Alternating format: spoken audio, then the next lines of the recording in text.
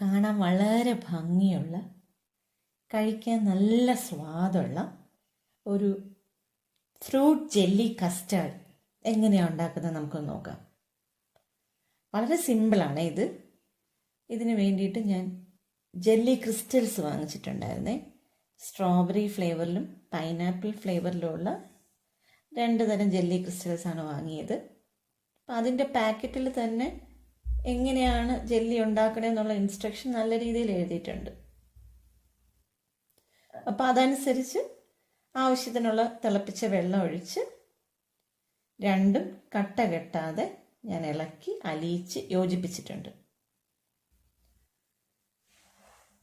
ഇനി കസ്റ്റാർഡ് വിളമ്പുന്ന ഗ്ലാസ്സിലേക്ക് ഞാൻ ഇതിൻ്റെ കുറച്ച് ഭാഗം ഫില്ല് ചെയ്ത് ചരിച്ചു വയ്ക്കുകയാണ്. ഇതിങ്ങനെ ചരിച്ചു വെക്കുന്നത് എന്തിനാന്ന് വെച്ചാൽ ജെല്ലി ഒരു 40-45 മിനിറ്റ് കഴിയുമ്പോഴേക്കും സെറ്റാവും. നമ്മളിങ്ങനെ ചരിച്ചു വെച്ച് കഴിഞ്ഞാൽ അതേ ഷേപ്പിൽ ഇത് സെറ്റായിട്ടുണ്ടാവും.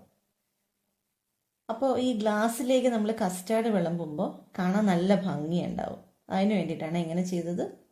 അപ്പോൾ ബാക്കിയുള്ള ജെല്ലിയുടെ ദ്രാവകം ഞാൻ ട്രേയിലേക്ക് ഒഴിച്ച് അത് സ്ക്വയർ പീസസോ നമുക്ക് ഇഷ്ടമുള്ള പീസസ് ആയിട്ട് കട്ട് ചെയ്ത് മാറ്റുന്ന രീതിയിലേക്ക് മാറ്റിയിട്ടുണ്ട്.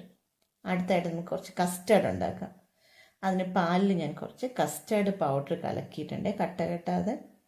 അതിനോടൊപ്പം തന്നെ 1 ലിറ്റർ പാല് തിളപ്പിച്ച് ആവശ്യത്തിന് പഞ്ചസാര ചേർത്ത് തിളച്ചതിന് ശേഷം ചെറിയ തീയിൽ കസ്റ്റാർഡ് കലക്കിയത് ഒഴിച്ച് കുറുകി വരുമ്പോൾ അടുപ്പിൽ നിന്ന് വാങ്ങി വെക്കാം. ഇത് ഫ്രിഡ്ജിൽ വെച്ച് തണുപ്പിച്ചെടുക്കണേ. ഇനി തണുത്ത കസ്റ്റാർഡ് നേരത്തെ സെറ്റ് ചെയ്ത് വെച്ചിരിക്കുന്ന ഗ്ലാസ്സിലേക്ക് ഫില്ല് ചെയ്യണം. അതിലേക്ക് കുറച്ച് ഫ്രൂട്ട്സും കട്ട് ചെയ്ത് മാറ്റി വെച്ചിട്ടുള്ള ജെല്ലിയുടെ പീസസും വെച്ച് ഡെക്കറേറ്റ് ചെയ്ത് വിളമ്പാം. ഇനി എല്ലാ ഗ്ലാസ്സിലും നമുക്കിതുപോലെ സൈഡിലൊഴിച്ച് കട്ട് ചെയ്ത് സെറ്റാക്കി വെക്കാൻ പറ്റില്ലല്ലോ. അങ്ങനെ വരുമ്പോൾ പ്ലെയിൻ ഗ്ലാസ്സിൽ കുറച്ച് കസ്റ്റാർഡ് ഒഴിക്കുക, ജെല്ലി പീസസ് എടുത്ത് അതിൽ ഫില്ല് ചെയ്യുക, ഫ്രൂട്ട്സ് ഇടുക, പിന്നെ വീണ്ടും കസ്റ്റാർഡ് ഒഴിക്കുക. പിന്നെ നിങ്ങൾക്ക് ആവശ്യമുണ്ടെങ്കിൽ ചോക്ലേറ്റ് സോസോ നട്ട്സ് ഗ്രേറ്റ് ചെയ്തതോ എന്ത് വേണമെന്ന് വെച്ചാൽ ഇട്ട് ഡെക്കറേറ്റ് ചെയ്യാം.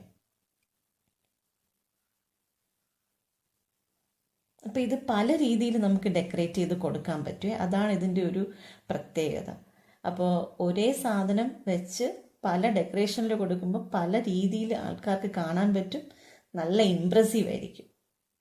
അപ്പോൾ അതുപോലെ തന്നെ ഞാൻ നേരത്തെ കുറച്ച് ഗ്ലാസ്സിൽ സ്ട്രോബെറിയുടേതും മാറ്റി വെച്ചിട്ടുണ്ടായിരുന്നു. അപ്പോൾ അതിൽ ഞാൻ ഇതുപോലെ തന്നെ തണുത്ത കസ്റ്റാർഡ് ഒഴിച്ചു, അതിലേക്ക് കുറച്ച് ഫ്രൂട്ട്സ് ഇട്ടു, സെർവ് ചെയ്തു. വളരെ ടേസ്റ്റി ആയിട്ടുള്ള ഈ ഡെസേർട്ട് എല്ലാവരും ഒന്ന് ഉണ്ടാക്കി നോക്കണേ. Thank you.